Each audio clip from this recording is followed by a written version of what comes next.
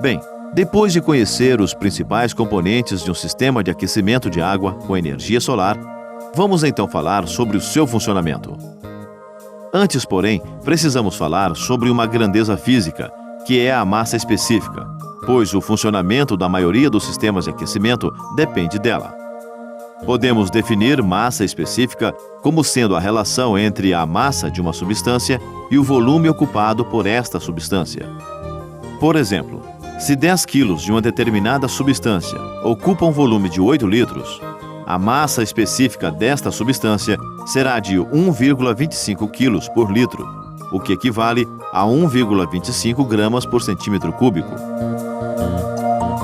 A massa específica é uma grandeza que sofre pequenas alterações de valores em função da variação da temperatura da substância.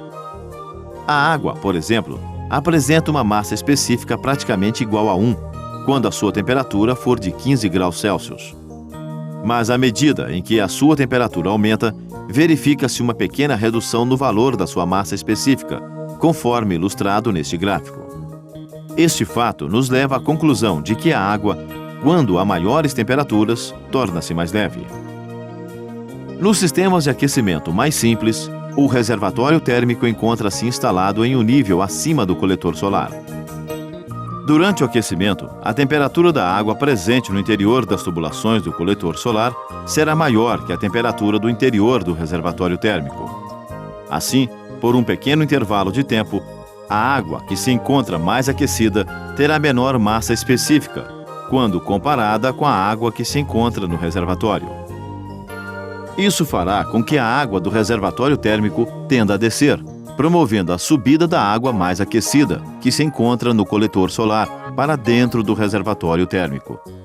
Este processo se repete até que a temperatura da água seja praticamente a mesma em todos os pontos do sistema.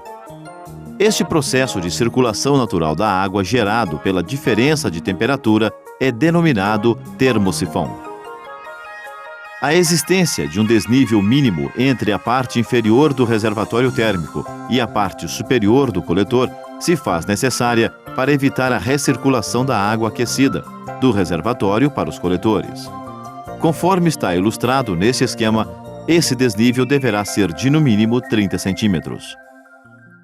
Bem, diante do que foi apresentado até agora a respeito do funcionamento desse sistema, você poderá estar tendo a seguinte dúvida: se é a diferença de valores da massa específica da água no interior do coletor solar e no interior do reservatório térmico que proporciona a sua circulação, qual será o desnível máximo que poderá existir entre esses dois componentes do sistema?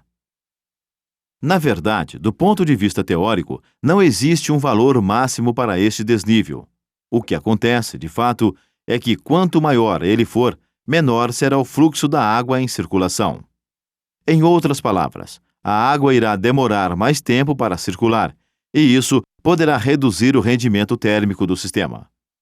Assim, o que se procura obter na prática é a instalação do reservatório com o menor desnível possível em relação aos coletores, de preferência não ultrapassando 5 metros.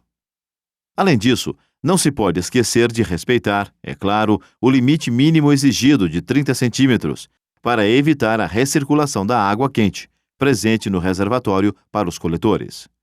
Assim, a água irá circular no menor tempo possível e o rendimento do sistema será satisfatório.